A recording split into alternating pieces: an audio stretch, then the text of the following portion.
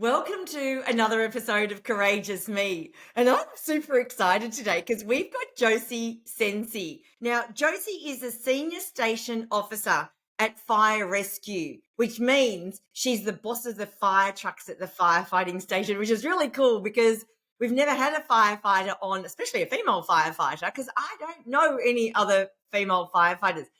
Where I met Josey was I was doing a little speech at a pink ribbon event recently, and in it I was sharing about courage and in particular my podcast.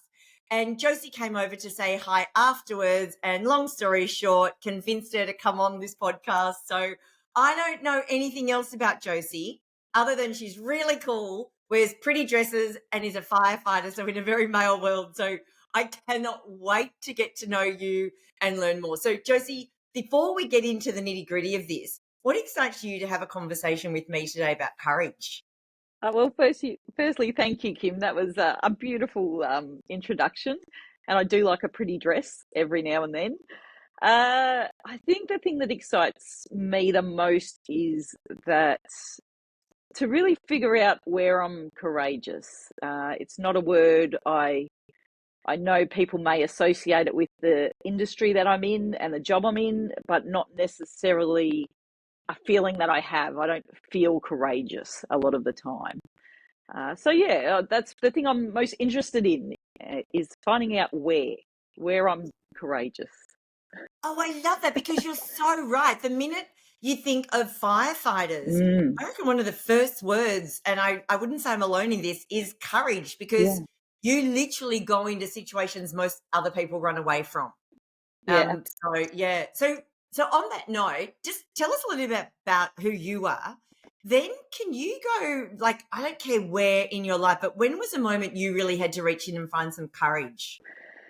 As you mentioned, I'm Josie. I'm 46 now. I became a firefighter at 19, so this is all I know. This is my identity. It's such a big part of who I am. I have two children, which are they're 7 and 11. Again, we can get into the courage that's required to be a mother because that's where I probably feel courage has had to step in and bravery and all the other things that make motherhood so challenging. But when I think back, uh, I have a moment. It's so silly. I joined the job at 19, but prior to that, I worked at McDonald's. That's pretty much the only job I had, and it was part time. And I remember when I was 14, I was born and raised in an Italian family, and so we didn't play a lot of sport.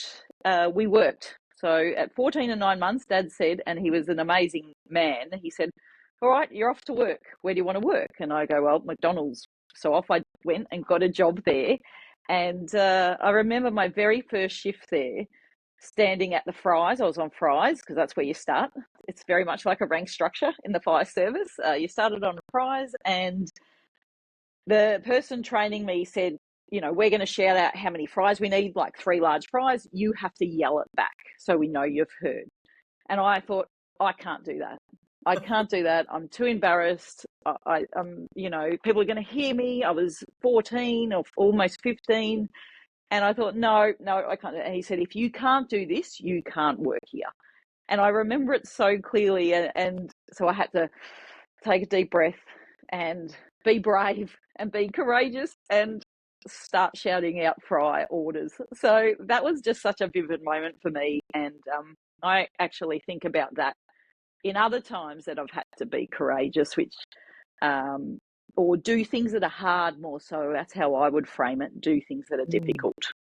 But I can so relate to that, also having been a 14 and 9-month-year-old girl and very, very shy and very timid. Yeah. And I can imagine how mortifying that would be. And as you say, the exposure that people are actually going to hear me, albeit you might only be yelling out, yep, 3 large fries. It's that kind of expressing yourself in that way. I really do relate to that. So when you first did it, do you remember how you felt afterwards? Oh, I think that first shift was exhausting. I think it was exhausting because I had to keep pushing myself out of this comfort zone, and out of that personality to become someone who I wasn't. I don't recall much more than that, but I did end up really excelling at McDonald's. Funnily enough, I moved up the ranks at McDonald's. I loved it. It was very aligned to the fire services in some way. You know, it's action packed, it's busy, you've got to multitask. There's pressure, funnily enough, and so I really learned a lot through working at McDonald's and then transferring that into the fire service. And so good, isn't it? I've got a 15-year-old son at the moment, and he's out working at a hamburger place, not McDonald's, but Yeah, a local hamburger place too. And I just love the skills for life that they're yeah, learning, like what you're saying, like when he had to first stand up front and serve customers. It's like, yes, hey, so used to being behind the scenes. So cool. So I'm so fascinated, right? So you were 19 when you joined the fire brigade, yeah, which there wouldn't have been a lot of women doing that. Like, I don't know any other girls in any of my life that have joined the fire service. Why did you do that? What was it about it? What drew you to yeah. it? When did that become an interest? I'm really, really keen on knowing this part of it. Yeah, and I think reflecting back, I don't think I realised how unique it was. Mm. So I worked at McDonald's.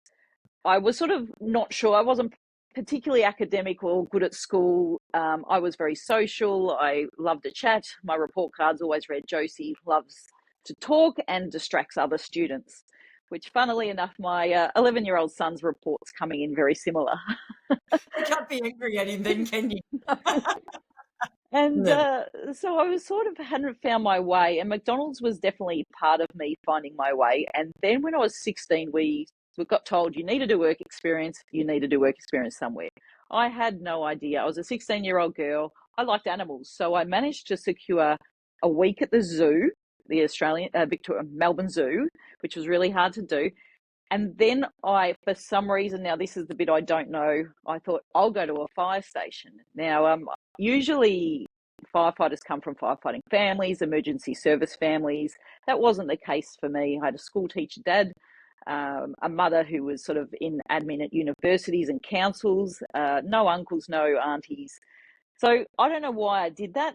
I think I did it to be different because when you're 16, you want to be different. You want to stand out Mm. in that kind of way. And I did 1 week at Baronia Fire Station, which is near my home where I grew up in Ferntree Gully in Victoria, and that was the end of it. I was done. I knew what I wanted. I cancelled the zoo. I cancelled The the zoo is zoo. week 2.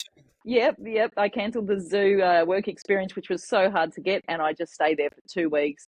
And I'm like, this is it. This is what I want to do. I loved every aspect of it. So that's what led me to it. But I was then I became fixated on it. It was the goal, and everything from that point on was working towards that.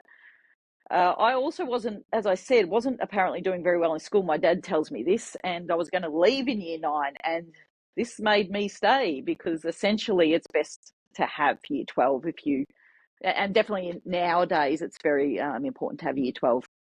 So I stayed, and that was the goal. And then there's more story about what happened after that. I became a volunteer firefighter with the CFA, but that wasn't till about sort of just before 18.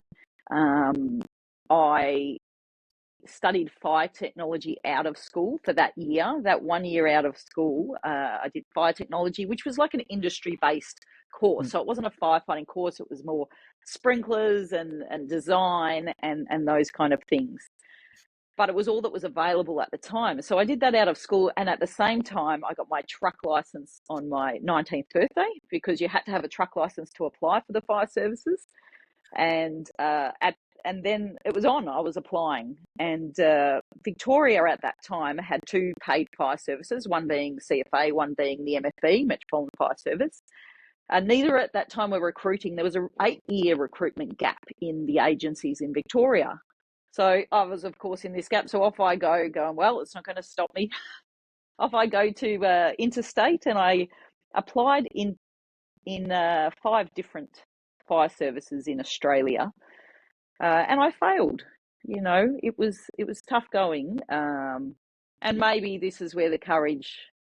Up until then, I don't feel it was courage that pushed me forward. It was a want, it was a desire, it was a goal.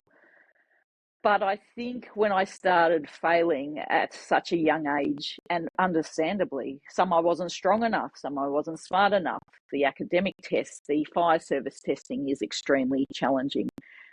I got all the way to the interview in Western Australia, but again, I had no life experience, which is really important. So every time I'd open that mailbox after having flown to a different state, and then opening that mail and reading the negative response, some I knew at the time, like I'd flown to Sydney and I couldn't lift the ladder. And so it's an automatic fail. So I hop back on a plane and I come back to Melbourne. So it was a challenging time, and I know it seems like a short space of time. It was about 8 to 10 months that all this was happening. And I really worked at McDonald's, studied part-time and did this testing. And I ended up being successful in South Australia. And so it was the last state I was going to try. I was going to take a break, get a different kind of job. But I was successful. They let me in, and I commenced working there and started my recruit course there in 1998. So that was the official start of my firefighting career. And you are right, there was one female in that organisation. It was an organisation maybe of about 2,000. One female out of 2,000. Yeah, in 1998. So I was number 2, along with another friend, funnily enough, who was number 3. So I had another female on my course. I spent 4 years there in that fire service and got quite homesick over time. And there was some other factors which led to me wanting to come back to Victoria. So I reapplied because there's no such thing, even back then, as lateral entry or transferring. Fire services of silos, I should say. And I reapplied, and I applied for CFA because CFA had a sort of place in my heart. It covered most of Victoria. I could work regionally. I could work with volunteers. I could really challenge myself in ways that probably the previous 4 years hadn't given me.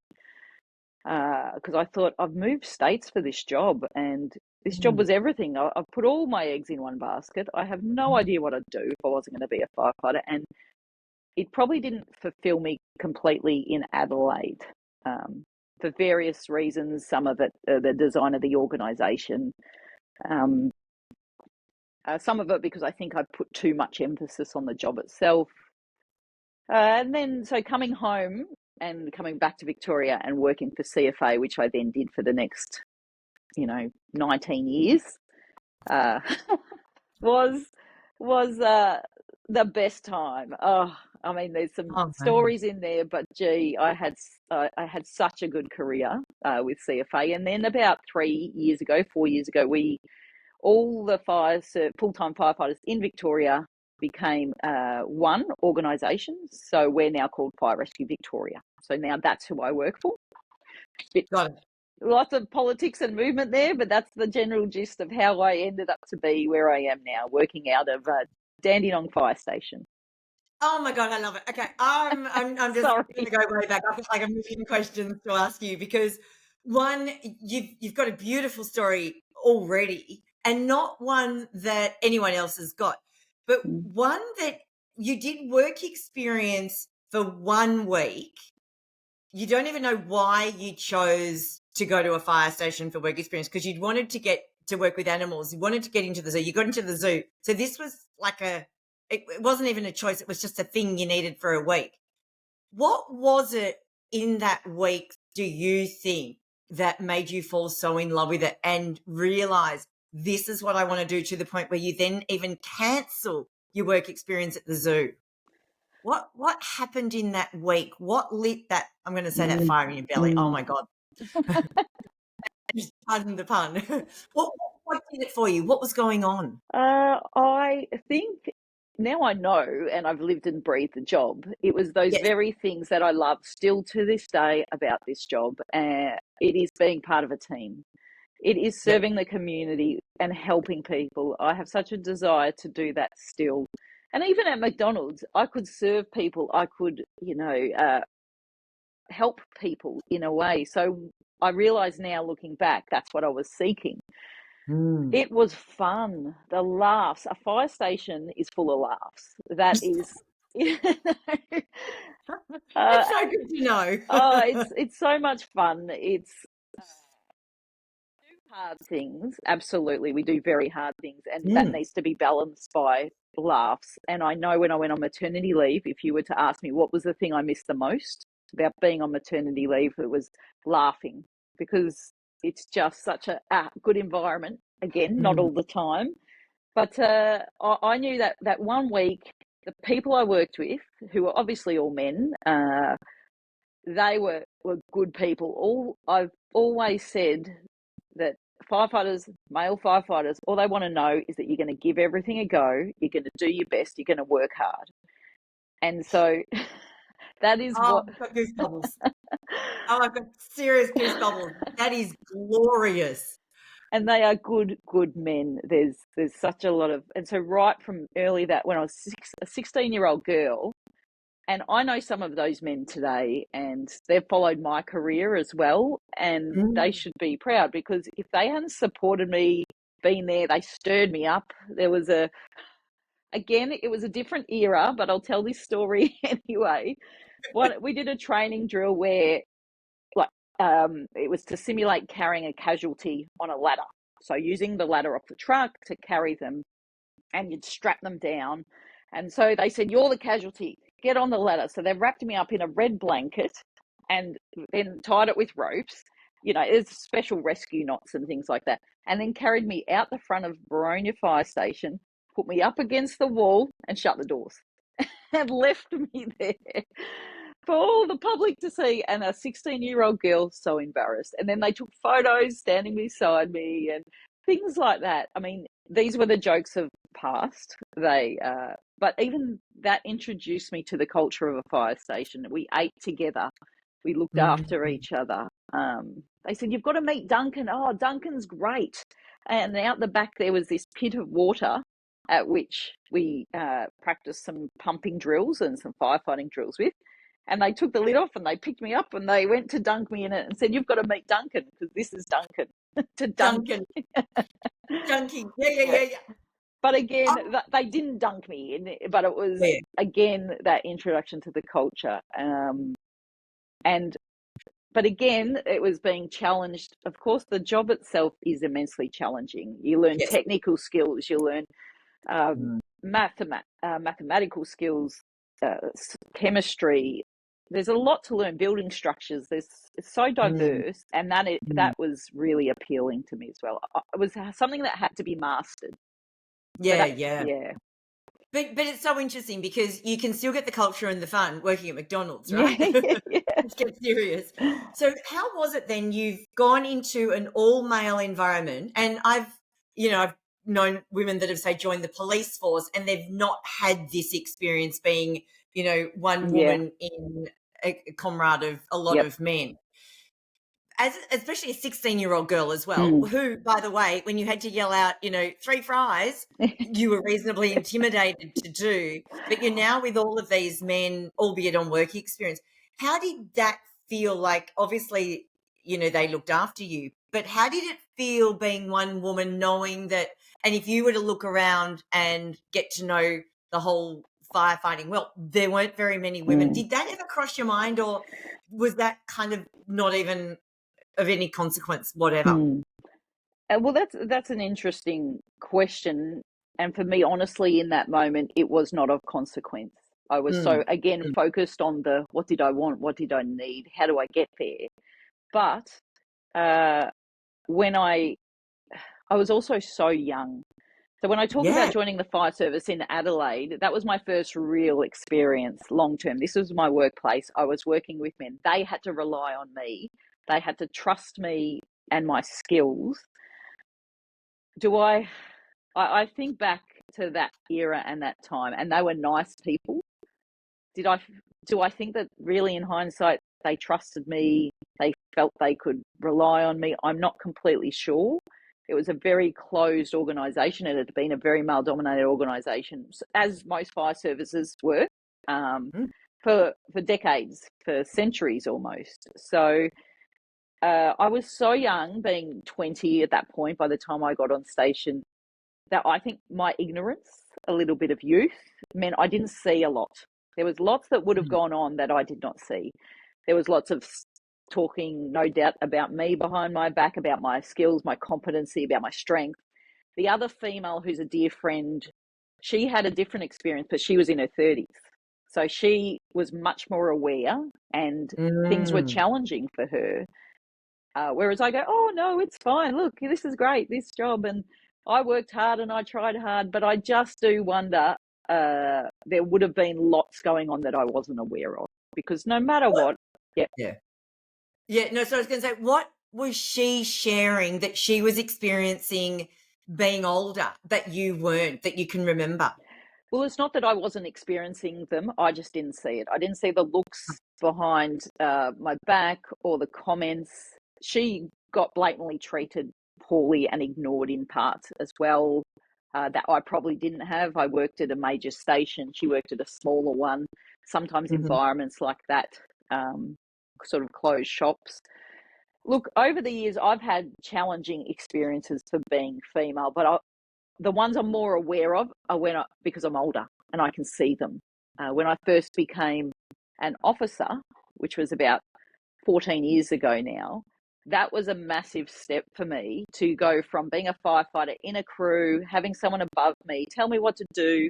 I don't have to liaise with police or ambulance or the community that much. I'm a doer. I'm in there. I'm in the house.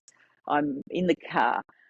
When I became an officer, my job now is to coordinate, is to liaise, is to talk to the community, draw information out. That's when I truly discovered what it was like to be a female in a male-dominated workplace. Ah, tell me why. Be, What happened or what came out? well, I don't think I realised the community wasn't quite where I expected them to be. And when you put the Because you were community, female. yeah, and I Yeah. was not the demographic that they expected. I was not the image of a firefighter. Now, remembering the community we deal with, they're under stress. They've been in a car accident. They've got a fire.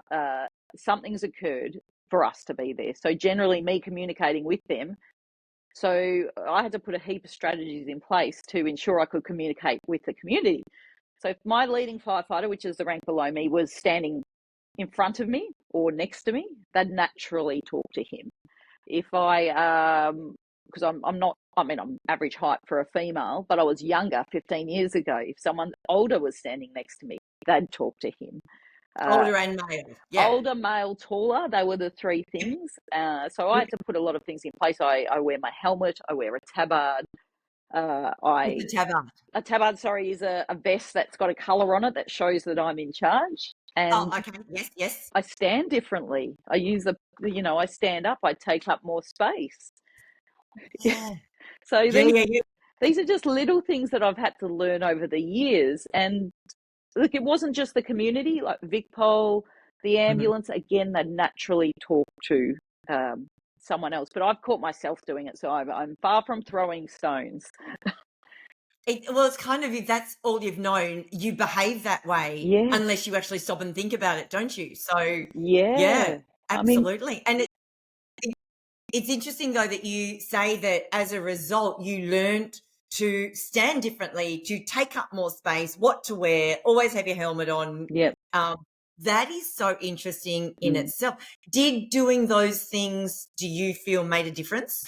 Oh, absolutely. I mean, I'd position myself in front of my firefighters, and so I give people no choice, and they did make a difference. Even my tone and my voice. Uh, Mm-hmm. when we met the other day, I was probably all bubbly and fun like this. Now I'm more assertive and controlled in how I speak, and that's a really conscious thing as well. Look, this was 15 years ago, and times have changed.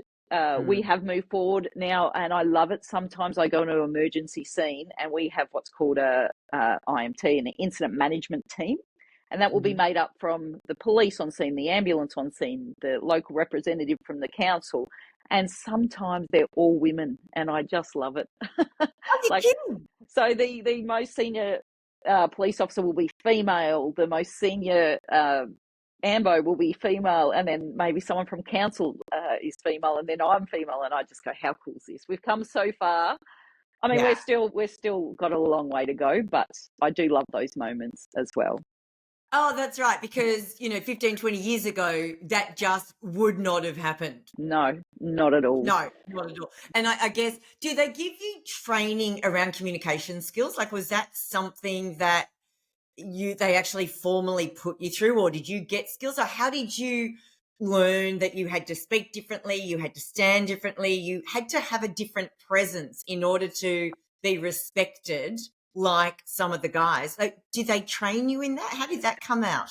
No, but funnily enough, this is what I train future female leaders in now, Yeah. because no, they Yeah. were lessons learned. Look, the fire services are still playing catch up in many ways. We've made progress. I'll just let you know that in Victoria, I think we're at 5% operational women.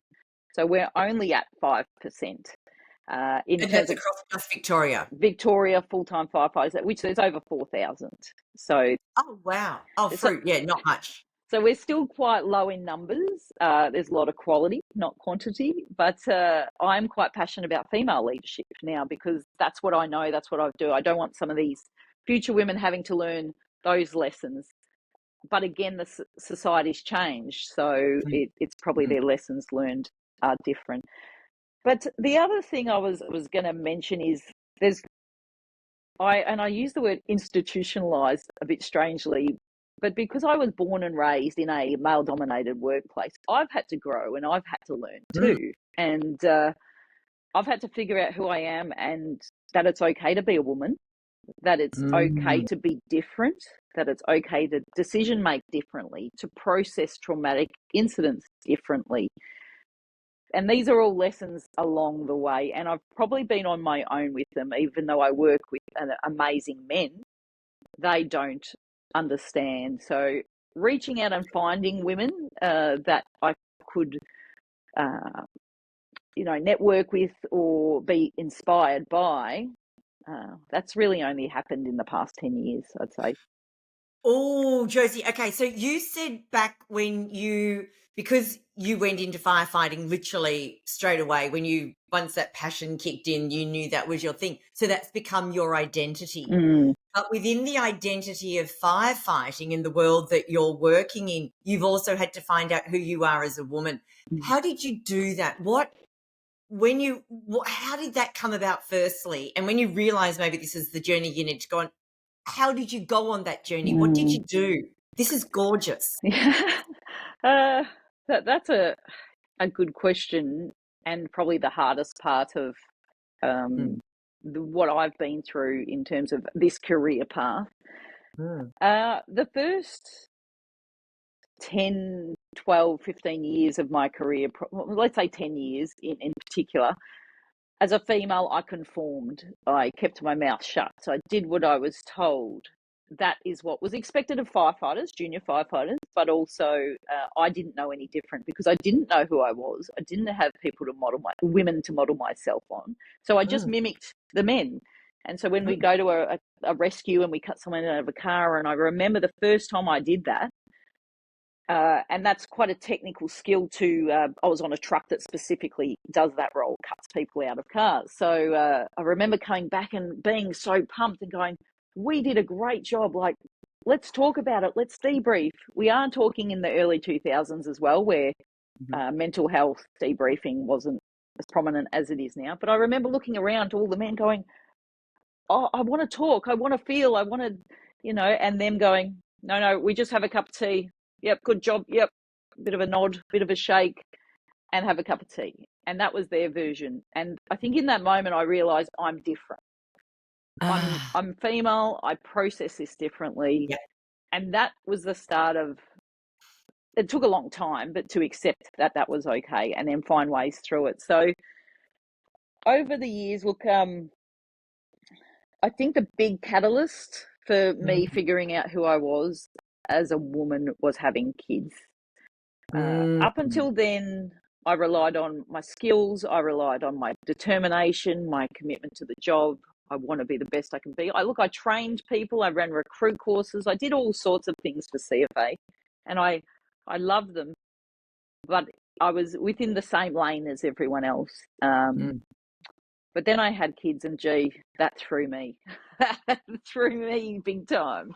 Yeah. And when I asked about courage at the beginning, you actually referenced that probably the biggest moment of courage for you was actually having kids. Now it's starting to make more sense. And so can I just, before we get into that, because I do want to understand how you're not just a female in a very, very male space, you're also a female who's now become a mum in a very male space. Yes. But when you were talking about, you've gone on to you've had this big moment, all the adrenaline's pumping, and as a woman to process it, you want to talk about it, right? Which is really, really typical of how women behave and what the hormones do to our brain and all of that. Yet the men are going, no, we just have a cup of tea, it's all done. How did you then work through that? Because you're then not getting what you need, which is you need to talk. So how did you process that? How did you do that without it, say, affecting you or stopping you from eventually wanting to continue and pursue a career? Because obviously that didn't happen because you did keep going. What did you sort of use to deal with that? I think a short-term solution was finding someone. My poor mum's been debriefed, and my dad and my sister, they've been debriefed on all the jobs in the early days in particular. And then I had some amazing friends, and they were male friends. There was one male friend, Kelly and Jace, and Jace and my friend Kelly, both firefighters. Both we sort of came through the ranks together, and debriefing with peers in a social setting, that was like picking up the phone afterwards, but it wasn't done on station. I'll tell you now, we are amazing at it now. We are so good, and the men lead the way, and I love it. I have a great team, and I sit around, I didn't work last night, the night before I worked, and we spent an hour and a half debriefing 3 jobs that we had the day before, because there was some complexities around it. There was a rescue. We cut someone out of a car. We put our big ladder truck up. And they lead that now, and they will reflect and talk and feel. This is one area we have come so far, so fast. There's other areas, and like maternity and pregnancy, maybe not so much. Flexible work, not so much. But this area, and it's a reflection on the society as well, and the communities. It's well-being, mental health is so prominent. So I do want to say that, but way back then, I do think there's still incidents from way back then that have stuck with me, and I can think of them quite clearly, and processing them now is quite... I remember it was awful. A young male had a fight with his girlfriend in a hotted up ute. I think it wasn't Christmas Eve, but it would have been close, maybe the night before Christmas Eve, and he drove into a tree or he didn't, and he died, but we have to still get them out of the car. So I can remember his face, I can remember the car, the colour of the car, that kind of thing. It's not traumatic for me, so it's not PTSD, but it is a memory, and I have quite a lot of those memories. Whereas nowadays, but again, I was young, I was going through a breakup of my own at that time, so I think my cup was pretty full. I was probably 26 at the time. But now, when we go to the jobs I go to now, and we go to a lot of medical calls now, which have been an introduction into our role in the past sort of 10, 12 years. So we see quite a lot of deceased persons, unfortunately, but that doesn't have the same impact. Where I can process things well. I've trained for that. My team trains for that. We talk about it. We've got support services left, right and centre. So it's so good. But I do think some of that stuff stuck with me because of that. And then and maybe at the time they didn't have the support that you have now. So you were kind of left more to your own devices to deal with it. And I mean, it sounds like, Josey, you've been very, very self-aware from very early on, which I'm sure has helped you understand and process, albeit the memories are still there. So talk to me now about, if you can, becoming a mother in this space, and how that, as you said, that was kind of a moment where you would talk about, maybe more courageous than being a firefighter, and some of the moments you've had to confront in the job. Yes, it definitely was. My husband, so we probably didn't get together until we were in our early mid-30s, and so we had kids fairly quickly, and just thinking, this is the next thing you do. I was never particularly driven to have children. I was single for a lot of my life, or enjoying it. I had become very independent and comfortable with that. When we decided to have kids, probably 2 years into our relationship, because we'd known each other a long time. He is a firefighter too. So he gets the job. Yes. So I knew him for like 15 years before that. But I think, again, ignorance. There was no courage in the decision to have them. We were both at that time senior station officers, which means we were in charge. People followed our direction. We could problem solve things and fix things. Are you picking up that these are not good traits to have as parents of a newborn? Because what did we try to do to a newborn? Fix it. Why is it crying? Problem solve. Why isn't it listening to us? I think for both of us, it was such a shock. Yeah. Such a shock so much, and that I got postnatal depression. Absolutely, really felt we'd made a poor decision. But really, to have children, like, what have we done? We've ruined our life. I was saying terrible things too. So I ended up with getting lots of support through that. I think the courage, if I think about, I'm not sure I demonstrated so much courage because I feel I had no choice. You've got a small being. But the courage would have come later in... I'm not sure. I still find parenting really difficult, and I still find it's challenging in many, many ways. And again, it's about control. It's about they're not listening. My 11-year-old son and my 7-year-old daughter, I go to work, I get respected, I get listened to, and I come home and no one listens to me. So can't pick out the courage there, but I did go back and have a second. So I do feel that was probably the biggest moment of courage, to say, I know what I went through the first time. I have a hormonal desire to have a second. And I do feel like I'm really happy with that decision. I did enjoy it more. But I think there was a leap of courage to do that. That was probably especially if you have suffered from postnatal depression after the first. Yes. Did you get that after the second, or were you concerned that you might have? Did that ever play out in your decision?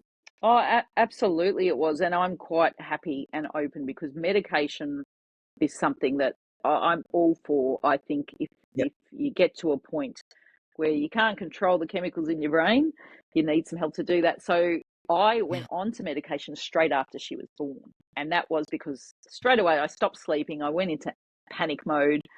I said to the doctor, I'm never going to sleep again. And it was the best thing I did, because I could enjoy her. And then I came off them in due course. But it was that time. And I also knew I was going to sleep again, because I'd slept after the first one eventually. But it was a tough thing. And just on the other side of that, there was what was happening at work whilst I was being a mother at home.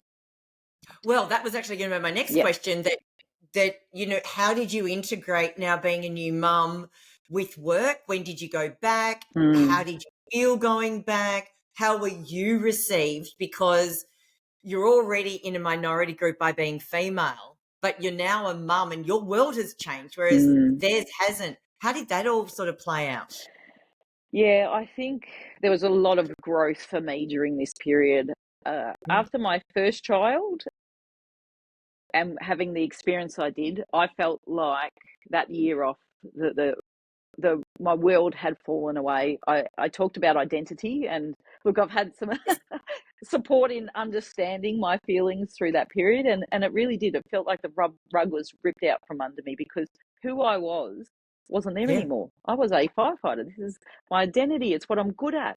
All of a sudden I was at home and I thought I wasn't good at being at home, and I thought I wasn't a good mother. So, but I didn't have the feeling of, but I'm over here, I'm good, I'm a firefighter. I was at home being not good at something, which, again, in my life, I've always worked hard and I have failed at things, but generally I can master them and get through. So there was that phase. Work was always how they handled pregnant firefighters back then was not very.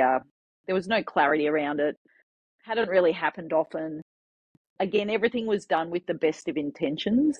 And over the years and my years post that, where I supported pregnant women a lot, which I still do to this day in some capacity, I do the phrase that pregnancy can be mismanaged, but with the best of intentions. So there's men making decisions about, can you go on the truck? Can't you go on the truck? What should you be wearing? Is there pregnancy uniform? Or do we tell people? Do you not tell people? And these are men with their own experiences of pregnancy and making judgments for women. That's all been cleaned up a lot. We now, as an organisation, one massive thing that Fire Rescue Victoria has done, it has had women's support coordinators put in place. And these are operational firefighters. A lot of them are going through pregnancy, but it's a role I'll probably fill one day when I go off station. But they support pregnant firefighters. They find them alternative duties. They help them returning to work. It's huge because they're still mismanaged on fire stations, unfortunately, because it comes down to one person's perspective, a boss, and that boss is usually an older male who might have had their own experiences. Yeah, because also, I mean, I know as a pregnant woman, and I thought I might have a baby in me, but I can still do everything and do anything. Yeah. However, you know, going in and the sort of work that you do, there are, I guess, some physical challenges, you know, when you have, especially as you get later on in the pregnancy. So how did you deal with that, especially at a time when maybe, you know, what's in place now wasn't in place then? Yeah. Yep. How did that, like, were you still very gung-ho, I can do it? Or were there moments where you were like, I physically can't do it because of my body or the safety component? How did that work? Yeah, and it's almost a hot topic, really. It is, because no obstetrician or medical professional wants to put a medical perspective on this one. So where it's landed now is, as soon as you're pregnant and you tell someone, you're off the trucks. That you're off the trucks into a day work position doing something admin based. Okay. Now, and that's from the very beginning, like even if it's 6 12 weeks, for example. Yep. And this is I suppose this is my personal position, is I don't necessarily agree with that. So what I tell firefighters is, if you're 6 weeks pregnant, don't tell anyone. Don't tell anyone at work, because they have an obligation. Back when going to be my comment. Keep it a secret. Keep it a secret, because unfortunately the organisation will enact that. Back when I had my kids, and probably up until about 5 years ago, it was all done. It was much more her focus. So most women chose to get off the trucks at about 10 to 14 weeks. 14 weeks was the maximum, but probably 10 to 12 weeks, which is reasonable. You've had your first scan, things are going well. Like, I had 4 miscarriages between my 2 kids. And if I had been pulled off the trucks every time, that would have been horrifically traumatic for me, because, again, after I miscarried, I just wanted to come back to the fire trucks and the fire station. And everyone would have known about it because it's on the rostering and you wouldn't be on your fire station. So I sort of really try and get that message out to just hold that information until you're sure. Because so that's just a grey area. And I understand why the organisation's done it. But but it is a choice. Also, can I just ask, you had 4 miscarriages between your kids? Yeah, look, I did. One was quite not that late, but it was about 14 weeks, and then the other ones were all sort of under 10 weeks, and it was one after the other, and so the courage there to keep going. Well, especially when you've just shared around the whole having the first child and how that panned out straight afterwards, and feeling like a failure, the depression that kicked in postnatal, to then even decide to have another child and then to lose 4. Fruit. I've had 2 miscarriages. And so I know, and my first one actually was at 12 weeks. So same thing with, I get the whole feeling and the emotion and all of that. But amplify that with the fact that you've had that experience of the first one and what's Yeah. happened. Plus, you're in an industry where, you know, I was working in the corporate world. It's a totally different experience. So I get why now when you say having children has probably been the biggest moments of courage in your life. Yeah, and also tie that in with the personality of determination. And I do think I was just going And to control. yes, that when I had that first miscarriage, well, now I really want a second child because my body's saying, well, maybe you won't, and so that's the persistence to keep going. And you are right. I had a great. Again, I was an officer at the time. I was at a smaller fire station, so I had a team of 3 others, and those 3 knew me, and they knew that I was either pregnant because at that time, you know, I could tell them. One of them in particular was very much a support. So I'd come back to work. He's like, "Do you want to talk about it?" I'm like, "No, let's just get into it. Let's get back to what I know." So that's sort of as far as that support in that arena went.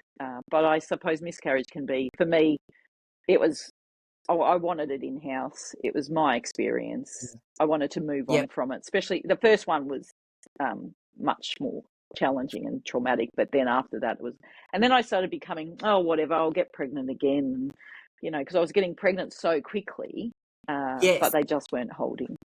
But you were still falling pregnant, which, yes, you know, was a blessing. Doesn't always happen. That becomes a challenge. Absolutely.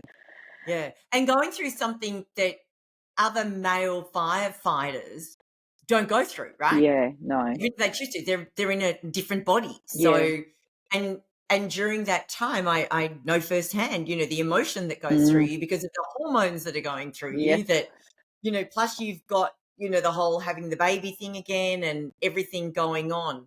And in an industry where, you know, it's kind of, you got to get on with the job because other people's lives are literally at risk when you're doing what you're doing. So can I just ask, when you were a little girl growing up, what kind of little girl were you? Like what floated your boat? What did you play with? What did you do? What were you like? Well, I definitely wasn't a tomboy or you know, No.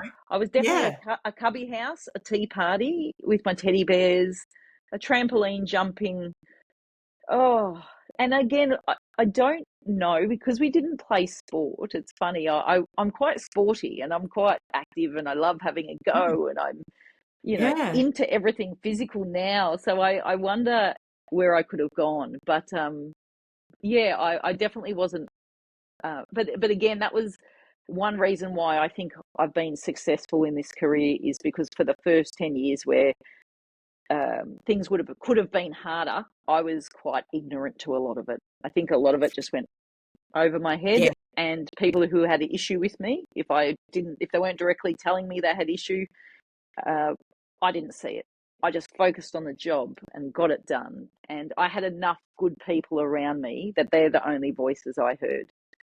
Yeah, and sometimes that ignorance is bliss kind of does fit in, and it does sound like that. Even though you were one of very few women, even from work experience stage, you were always looked after. And you know, some of the other stories that I've heard from other guests, especially those, there was one who was in the police force, and the stuff that she shared, it's all public, it's all on the podcast, nothing confidential. I listened to that one. I actually listened to that podcast. So you know what I'm talking about. Just some of the stuff she shared when the cameras stopped and when we stopped recording was like fruit. Oh my goodness. So still going into the services like you have. And talk to me though now, so 5% female in Victoria. Are women coming in to the industry, or like how can you see, or what needs to happen to encourage more females to come in at any level, whether it be at that beginner level like you did, or I don't know, do they come in at higher levels or later levels or managerial levels? How does that all work? Firstly, I think I've seen such a change in the kind of women we recruit, and I think it's a reflection on the community and podcasts such as this that get that message out that we can do anything, that we can have a go, that just give it a try. So the women I come across now, new recruits, been in the job under 5 years, they inspire me, to be honest, because I go, I would never have done this. I would never have been that strong of mind or that physically strong. CrossFit's been interesting. The women's football, which is fantastic. A lot of our Yeah. recruitment, we have a great recruitment team who do try and recruit women, but ultimately the testing is the same, which Yeah. is how it needs to be and how it should be and how we want it. Yeah. But we need to get more in the pool at the very start of the recruitment. And now with this women's support coordinator, that's one of their roles. And so targeting women who are fit already, fit and strong, which obviously they're strong of mind, a lot of these women as well. And they go, no, I know who I am and I know that that's not appropriate, or I don't like that and I'm going to call you on it. That's what they're like now, and I love it. And I find the women now, like I said, inspire me and inspire the men around them. Women in our firefighting teams now, I still work at a big station. It's got 70 people there. We have one female other than me, and she's on maternity leave at the moment, and she's just gotten there. So before that, it was still just me, and I'm very, very used to that and comfortable with that. I don't even see it, and I don't know that they see it. Again, ignorance is bliss. Don't care if they do. But yeah, I think we're getting there. So it is about recruitment. Getting women into leadership roles, this is sort of a fascinating space. I'm not really sure how we can get our women past a certain rank. And a lot of women get to the rank below me. And I think this is a time in their life where they go and have kids and maybe they lose confidence, I dare say, in the practical skills of the job. They have a big chunk of time off because they go on maternity leave. And it's an organisation at which most emergency services are. They're full of egos, full of dominating, confident egos, which is very important. We need to be confident in what we do. I've got an ego, but men are very naturally comfortable with being more confident. So I feel, and this is just my observations and what I try and help women with, is they lose confidence and then they stop at that rank. So it's quite hard to get them into the officer rank, and then even harder to get them above my rank, which I've done a couple of times, but it is off a fire station, and I still love being on a fire station. So I've been here for a long time, but one day I'll become a commander. That's the next rank up. That's kind of right up the top. No, there's commander, and then there's another 3 ranks above there to our big wig. But the numbers go very small. It's very much like that. We have one female commissioner, and she is imported from New South Wales, I believe. So yes, amazing and inspirational. Yeah, but that we've had to import, and we imported another female in my career. It was the first time at that rank, and she was imported from New Zealand. So they are amazing women, but we just can't seem, the numbers just get so small as we move up the ranks. I think policing is much better. Yes. Why do you think that? Why do you think it's better in policing but not in firefighting? Possibly because they have a bigger base. They have more women to start with, but also a lot of their roles can lean towards, I don't know. I think there's more diversity in their departments, in their roles, that women can naturally find a more comfortable fit, whereas ours, it's quite limited. And maybe the egos, I'm wondering, maybe there's strong egos in the fire service. Yeah, and it's interesting. I've been speaking to quite a number of, there's a woman who runs a group called Empowering Women in Trades. And and they've got 3% representation of females around the country in the trades. And obviously she's trying to get it up to 30% by 2030, which I hope she does. It'd be terrific to see. But I said to her, what's one of the biggest inhibitors that's stopping women from even entering at any level? And she said it's kind of the being on site with the men, it's just uncomfortable, and some of the things that some of the women have to go through, they don't want to put up with it, so they look elsewhere. So that's a big challenge, because that's not just changing the attitudes of women wanting to enter into it and having the physical capability or whatever. but it's about then all the sites and getting everyone else to change. So yeah, interesting. You're at 5% in Victoria of women, but what would need to change to encourage that? But even, I guess when women do go on maternity leave anyway, and have that time out of work, there is a huge percentage of people that lose their confidence.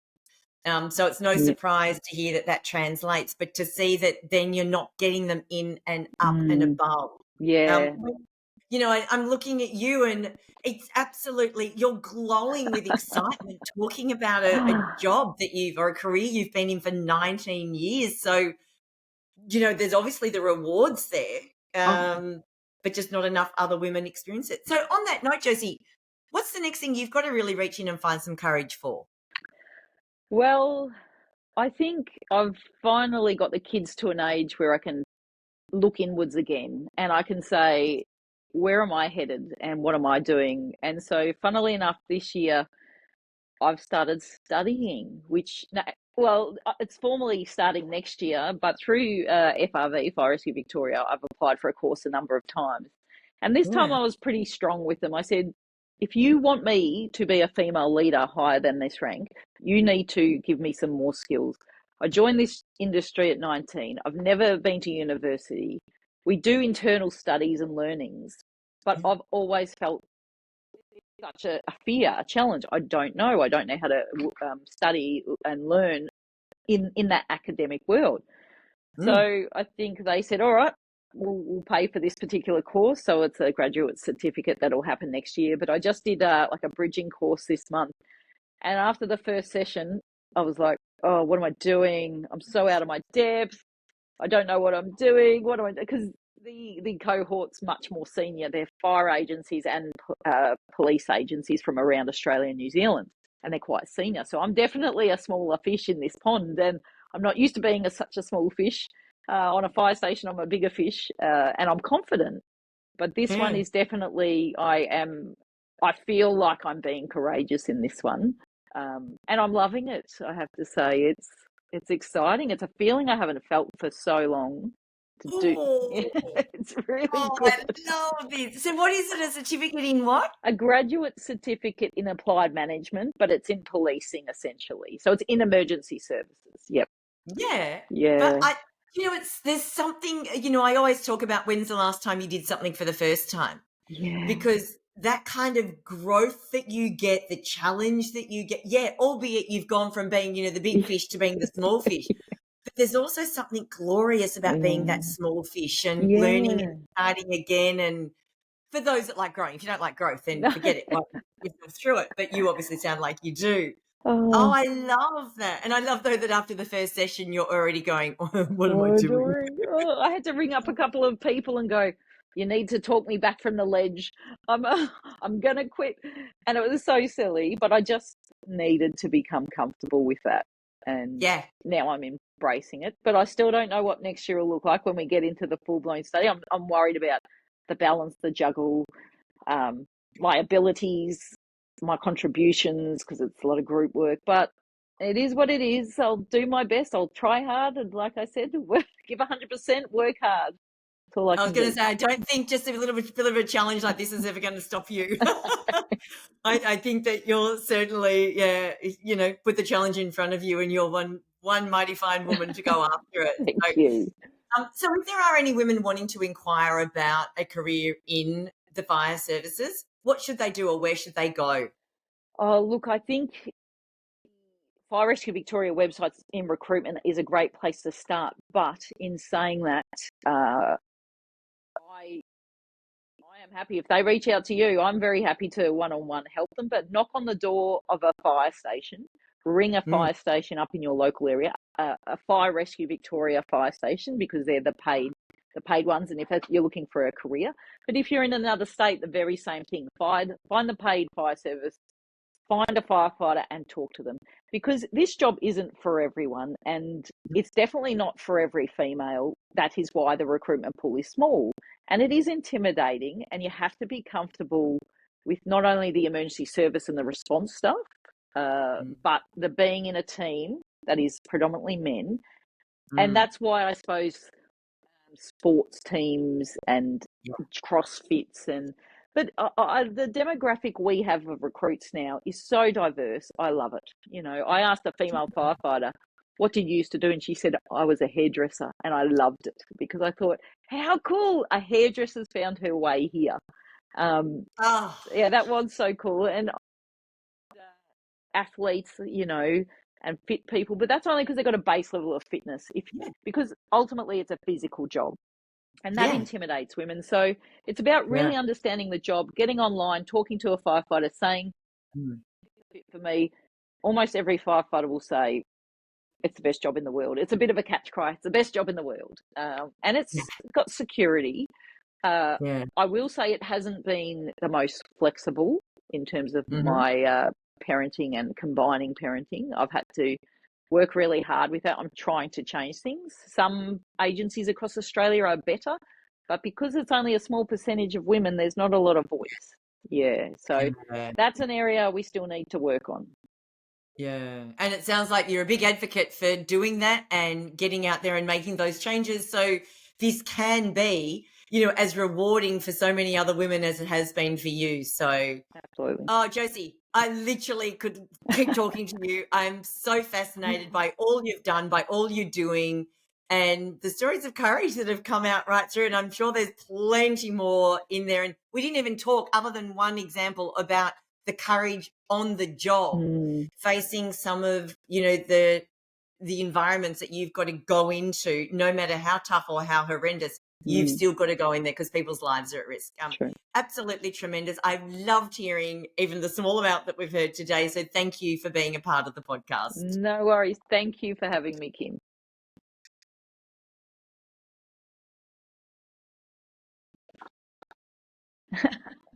Thank you. I feel good. Yeah, I do feel good. Yeah. Oh, well,